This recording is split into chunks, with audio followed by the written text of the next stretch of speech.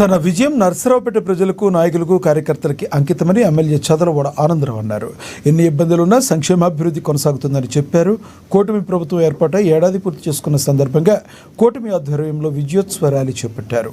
కూటమి ప్రభుత్వానికి అనుకూల నినాదాలు చేస్తూ ద్విచక్ర వాహనాలు, ట్రాక్టర్లతో ర్యాలీ చేపట్టారు. అనంతరం నందమూరి తారక రామారావు విగ్రహానికి పూలమాలలు వేసి ఘన నివాళులు అర్పించారు. అభిమానులు ఏర్పాటు చేసిన కేక్ కట్ చేసి కార్యకర్తలకు శుభాకాంక్షలు తెలిపారు. ఎన్ని కుట్రలు, కుతంత్రాలు చేసినా నిజాయితీ, ధైర్యం, సత్తాతో నియోజకవర్గంలో కూటమిని, కార్యకర్తలను, మహిళలను కాపాడుకుంటామని ఎమ్మెల్యే అన్నారు.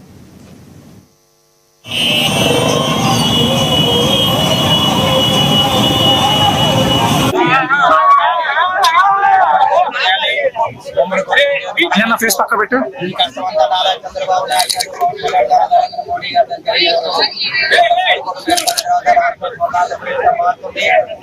ఇతర హామీలను నెరవేర్చుకుంటూ ఇవాళ మరి జూన్ 12వ తేదీన తల్లికి ఉదాహరణ కూడా మనం మరి పేద ప్రజలకు కూడా అందరూ కూడా 15 ఉచిత బస్సు సౌకర్యం కూడా ఏర్పాటు చేస్తున్నాము. ఉమ్మడి కూటమి తరఫున